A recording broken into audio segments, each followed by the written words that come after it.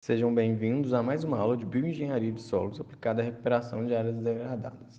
Hoje falaremos um pouco sobre o papel da vegetação na estabilidade do solo. A vegetação vai interferir diretamente nas propriedades do solo e também no ciclo hidrológico.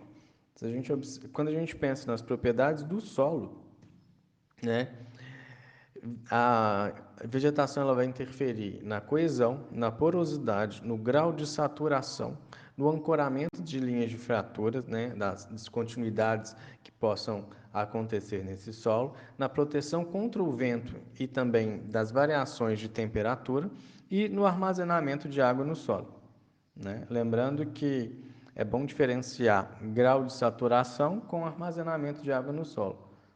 O armazenamento de água está relacionado à capacidade, ao volume de água que o solo é capaz de armazenar, né? E também vai estar relacionado com outros aspectos. Já o grau de saturação só está relacionado à quantidade de água presente no solo. E quando a gente trabalha com as alterações no ciclo hidrológico, de fato a gente tem, né, um aumento, quando há vegetação, a gente tem um aumento da interceptação da água da chuva, a gente também tem um aumento da infiltração devido à ação das raízes e, consequentemente, também há uma variação na velocidade do escoamento superficial e subsuperficial naquela região, naquela área. E de qual forma, né, os elementos das plantas vão contribuir, né, com a variação dessas propriedades? Bom, se a gente pensar, a gente tem as plantas, né, compostas pelas raízes, pelos caules e pela folhagem. E justamente, se a gente pensar quais são as funções que cada uma dessas partes dos elementos vegetativos exercerão na variação das propriedades do solo. Quando a gente pensa nas raízes, né, as raízes elas vão ter funções de contenção, né, de ancoragem aí, e também vai influenciar na infiltração, porque à medida que as raízes evoluem, ela também aumenta, né, elas aumentam a porosidade, a permeabilidade dos solos, aumentando assim a infiltração, e também vão retardar o escoamento superficial, né, sobretudo aquelas que que vão ser mais superficiais, vão acabar aparecendo na superfície, o que aumenta dessa maneira a rugosidade da superfície. Quando a gente trata dos caules, né, os caules eles vão interferir na interceptação da água da chuva e no retardamento também, né, da velocidade desse escoamento superficial, visto que a, visto que a água vai ter que percorrer todo o caule até chegar na superfície. E por fim a folhagem, que vai interferir no retardamento também, né? No retardamento da água ao atingir o solo e também na interceptação, justamente porque boa parte da água pode ficar retida aí nas folhas da água da chuva, né? Pode ficar retida nas folhas. Há um grande exemplo disso, a gente pode citar aqueles momentos em que as pessoas estão debaixo de uma árvore, começa uma chuvinha fraca, né? Molha em volta, mas debaixo da copa dessa árvore acaba não molhando nada, justamente que toda a água precipitada acabou sendo interceptada pela folhagem e que posteriormente evaporou. Esse bloco diagrama mostra simplesmente um perfil, né, um terreno com um certo declive e vegetado, em que a gente consegue ver as raízes, né, caules, a folhagem, enfim. Né, além daquelas características, né, que foram discutidas no slide anterior, é bom a gente pensar que além que as raízes, né, além de ancorar, elas também vão reforçar o solo. A letra está horrível, né? Mas enfim, elas também vão reforçar o solo. Toda a cobertura vegetal, não só as plantas maiores, mas também essas gramíneas, elas vão, né, proteger o solo contra o impacto das gotas de chuva, erosão do vento, caso aconteça, a própria erosão laminar, né? Justamente por conta de que a gente tem raízes, enfim. E essas raízes, não só as raízes, né, mas as folhas das gramas, elas aumentam a rugosidade do terreno, fazendo com que haja uma redução do escoamento superficial, da velocidade do escoamento superficial. Ainda, as raízes vão exercer, né, um papel interessante porque ela vai aumentar a infiltração o que vai reduzir o escoamento superficial. E além, né, delas abrirem caminho para o aumento dessa infiltração, elas também absorvem água, né? E essa absorção de água é importante, visto que reduz a saturação de água naquela porção, né, do maciço terroso. E ainda mais, né, o papel da vegetação é importante quando a gente pensa também no ciclo hidrológico, justamente porque as plantas, né, elas vão participar da evapotranspiração, que justamente está relacionada à evaporação da água interceptada, né, pela folhagem e também pela transpiração da água a que foi absorvida por suas raízes, né? Isso é de extrema importância. Então, de certa maneira, né, aqui ela aumenta a infiltração, mas ao mesmo tempo reduz a saturação pela absorção e libera essa água pela transpiração, né? E como é difícil o cálculo de evaporação e de transpiração, esse termo é estimado e é tratado como evapotranspiração. O efeito principal da vegetação está relacionado à estabilização das partículas do solo, né?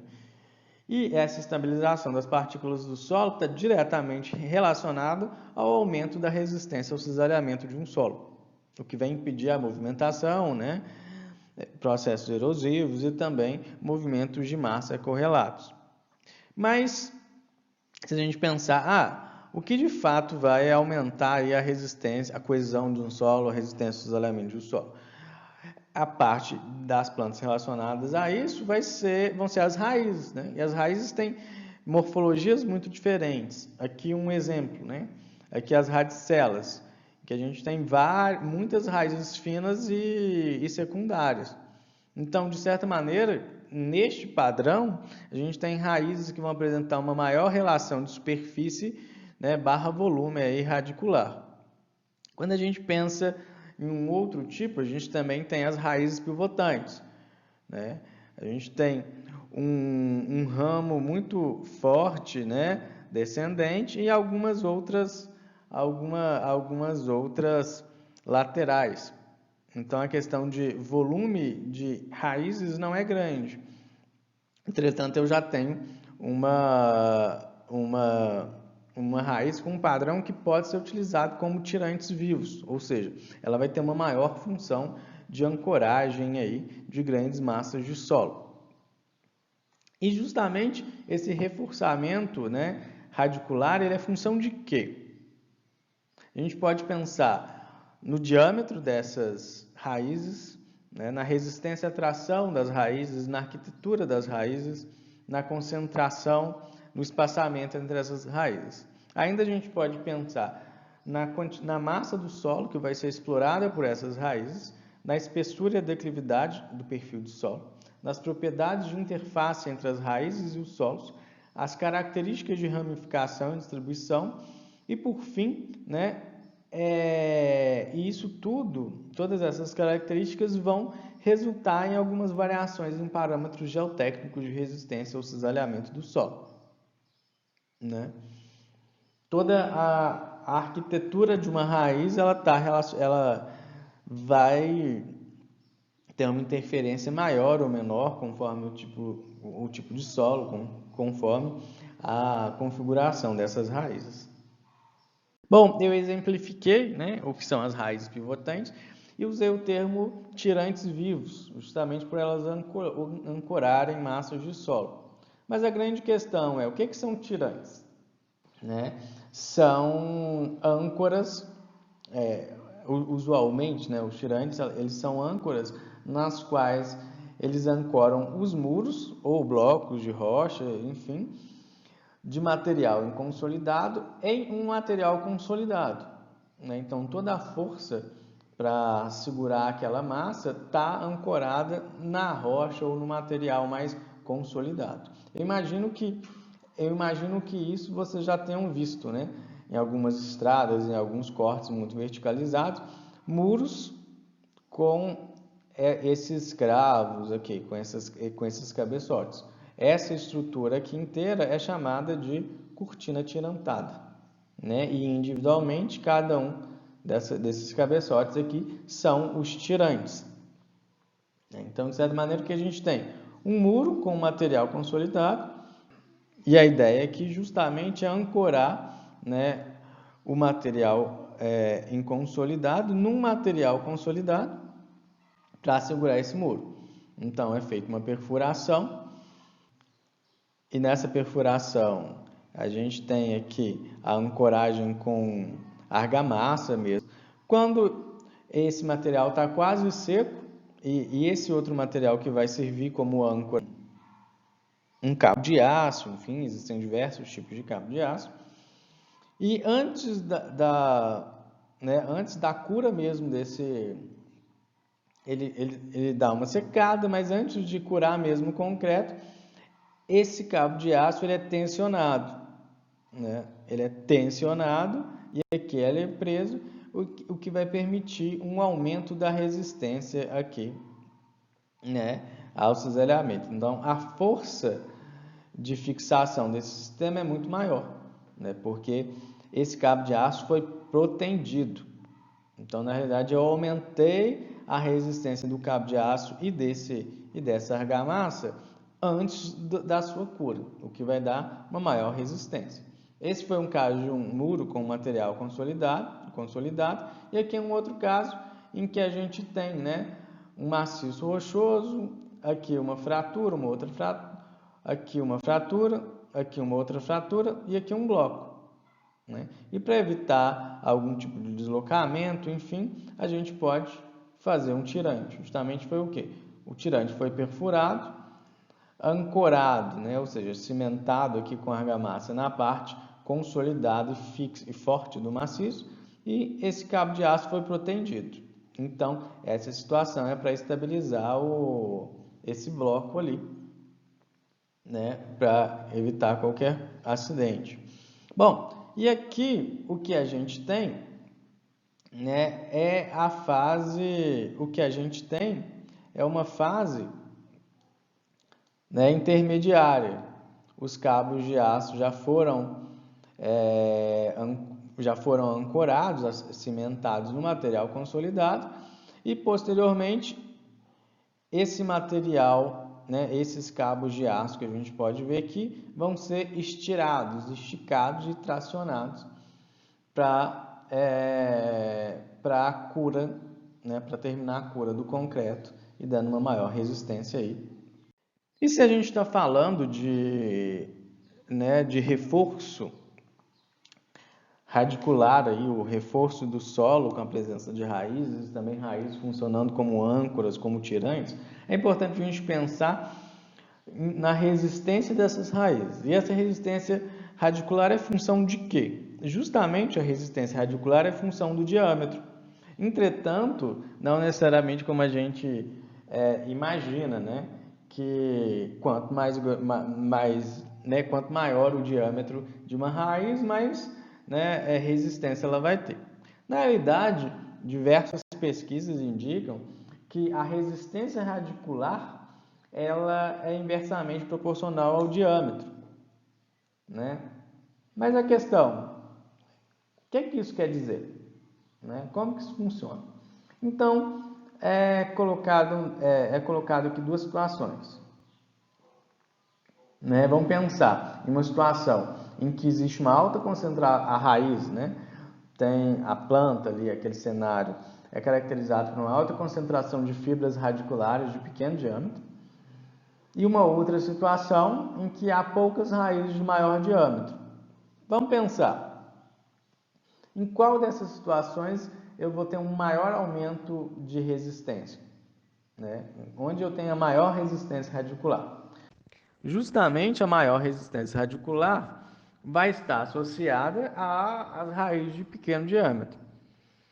Mas vem aquela questão, né? Mas por que que as raízes de pequeno diâmetro vão apresentar uma maior resistência do que as de maior diâmetro, né? De um modo geral, quando a gente tem raiz de pequeno diâmetro, na maior parte das vezes a densidade dessas raízes também é maior. Então, o volume de solo agregado também é maior, né?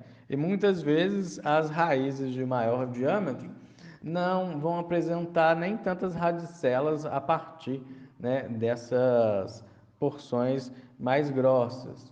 Então, de certa maneira, a gente também não aumenta tanto a superfície de contato com o solo. Esse gráfico aqui, ele mostra um ensaio em areias densas, né, de ensaio de tensão mesmo, né, de compressão. E que aí a gente tem um gráfico de tensão de cisalhamento por deslocamento horizontal, né, deformação horizontal. E geralmente, aqui nesse tipo de gráfico, a gente tem o seguinte, né? Nesse trecho, mais ou menos aqui, esse primeiro trecho retilíneo, reto, né, que a inclinação é constante, nós temos um comportamento em que o material ainda tem um comportamento elástico, né? Se eu cessar a força ali, ele tende a voltar ao seu estado normal. Chega um momento em que esse material começa a apresentar um certo comportamento inelástico. Então começam a surgir algumas deformações que não vão, vão ser deformações permanentes, mas mesmo que mesmo que em pequena escala. Depois chega um momento, geralmente no incremento, como a gente pode ver nessa curva, né, nesta outra curva, em que eu começo aumentando a tensão de cisalhamento, e quando eu chego no ponto máximo de uma determinada curva, vamos pensar nessa verde aqui, de uma determinada curva, é o momento de ruptura, né? Nesse ponto máximo, implica dizer que agora eu tenho uma menor tensão de cisalhamento, uma tensão de cisalhamento cada vez maior, enquanto a deformação horizontal está acontecendo. Ok, né? Então, o que eu quero mostrar aqui é que esse ensaio, né, ele foi feito como já dito, com as areias densas, e de um modo geral funcionou da seguinte maneira, né?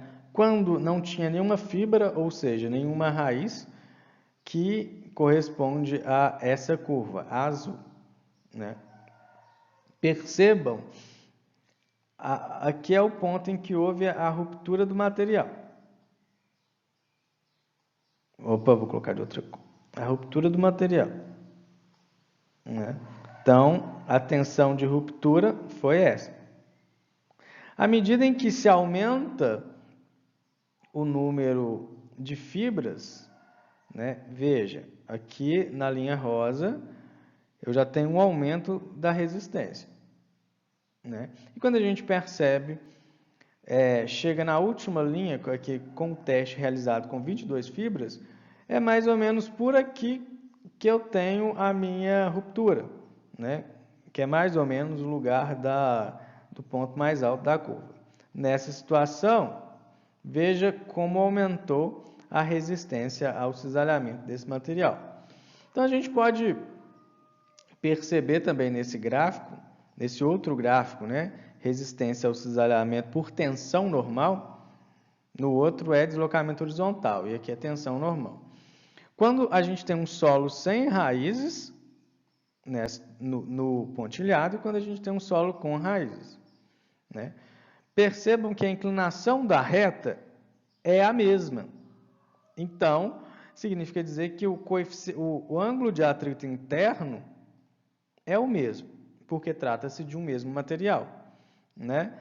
Então, o que realmente difere a curva pontilhada da curva contínua? Um incremento de coesão, né? Então, nessas circunstâncias, as raízes estão aumentando a coesão do solo. E de que maneira que acontece, né, esse aumento de coesão? Agora a gente vai relembrar um pouco da aula anterior, né? Tá aqui. Resistência ao cisalhamento é igual a coesão mais tensão normal ao plano de cisalhamento menos pressão neutra, caso a gente esteja falando, né, em uma situação saturada, vezes tangente do ângulo de atrito interno.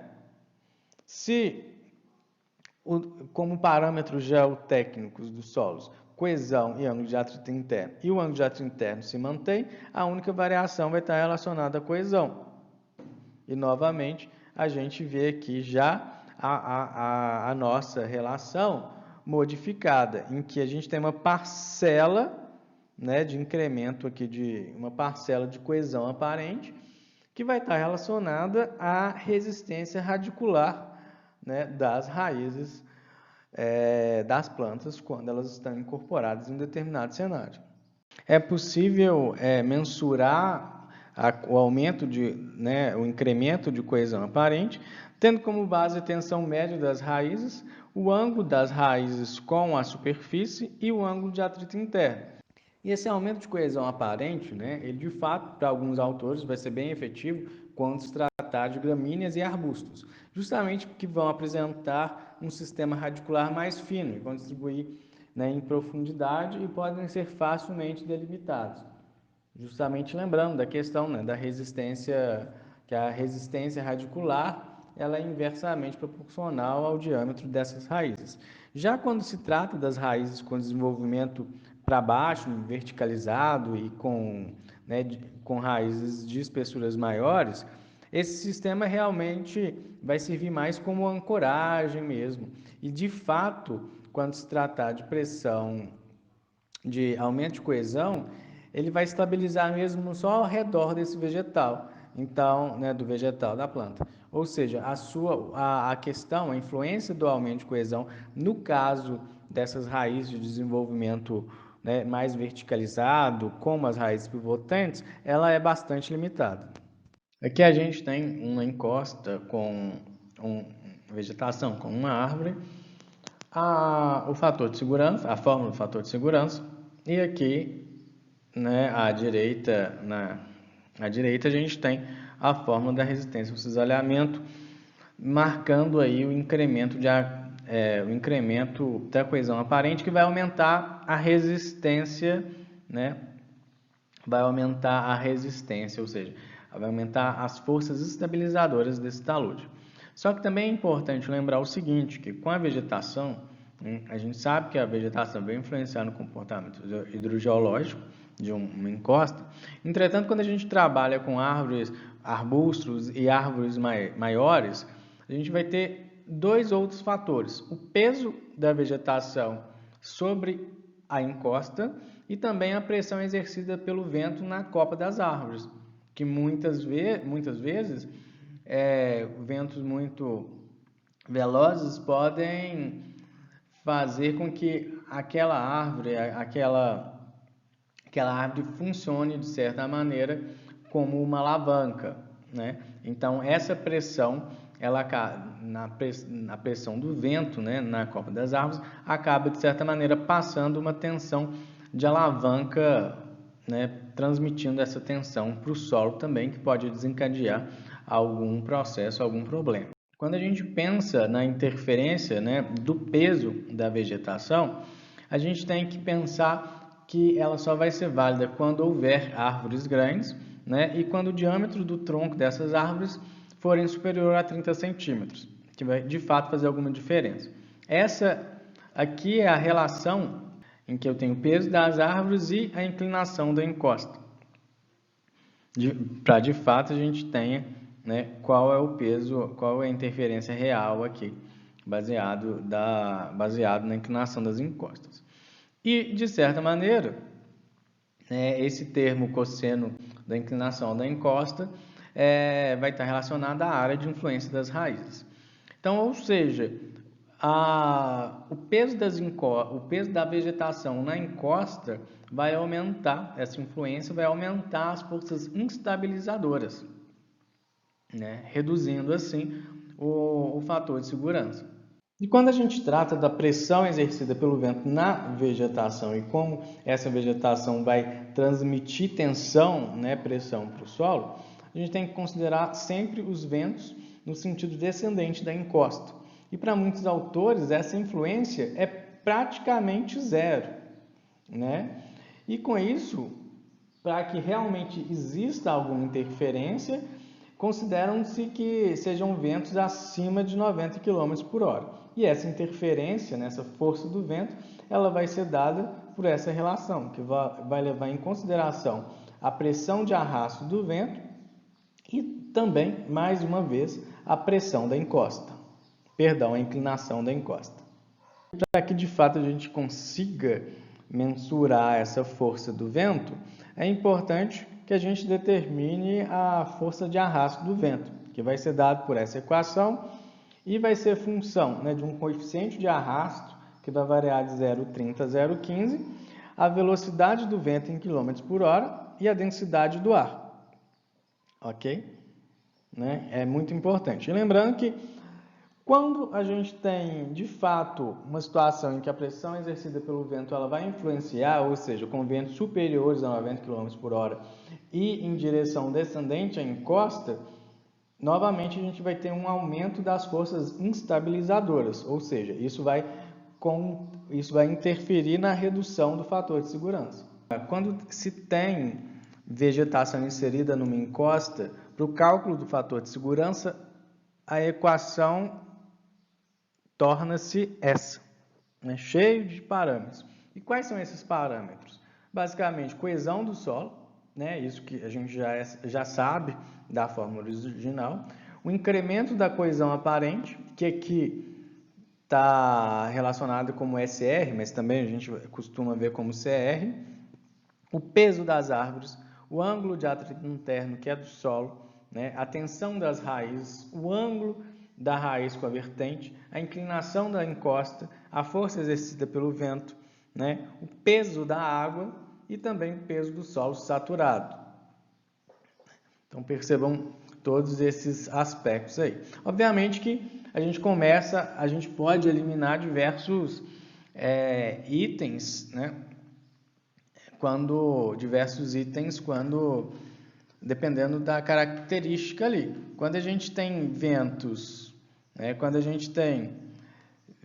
abaixo de 90 km por hora, ou no sentido contrário da encosta, a gente pode cancelar esse item, né? Quando a gente tem árvores pequenas, finas, a gente também pode cancelar esse item, né? E assim sucessivamente. Não só esse item aqui também, que é o mesmo, né? E assim, né, sucessivamente. Então é sempre importante, antes de ter noção de como varia o fator de segurança, é ter noção de todos os parâmetros que estão associados, né, neste cálculo e como eles influenciam a variação desse fator de segurança. A vegetação nem sempre vai trazer só aspectos positivos, é muito importante ter isso em mente, e quando elas são utilizadas de maneira errada, né, ela pode causar danos aí em obras civis, enfim, sobretudo relacionados à área urbana, né? A exemplo,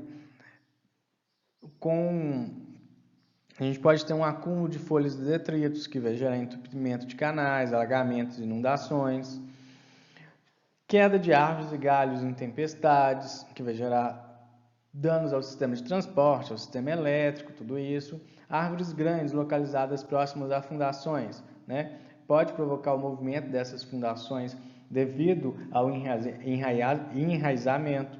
E a gente pode ver isso até da maneira como, às vezes, algumas Algumas árvores destroem o calçamento, né, em concreto ou em asfalto, devido às suas raízes, né, e justamente culmina aí no crescimento dessas raízes, que pode causar ruptura de calçamento e destruição de muros também de retenção.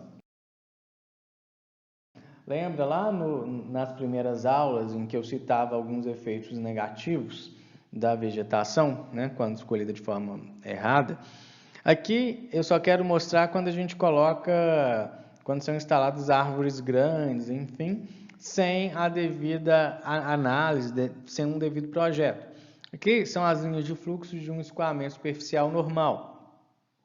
Então, de repente, a gente insere duas árvores aí com dois troncos, né, com troncos maiores que vão interferir no escoamento superficial. Então, dessa maneira, a gente gera aqui uma zona de alta pressão, né, com fluxo voltando aqui, enfim, e aqui também uma zona de baixa pressão. Então, essa modificação de fluxo aqui, né, pode causar um aumento do poder erosivo e assim concentrar fluxo, sobretudo, né, a partir do refluxo aqui nessa zona de alta pressão e também nessa zona de baixa pressão. O objetivo dessa aula, na realidade, era para discutir alguns aspectos da influência da vegetação na estabilidade das encostas, né, na estabilidade dos solos, e passar de forma sumarizada como elas, né, como a vegetação também influencia no cálculo do fator de segurança e na análise de estabilidade de massas de solo. Eu espero que tenha ficado claro e por hoje é só.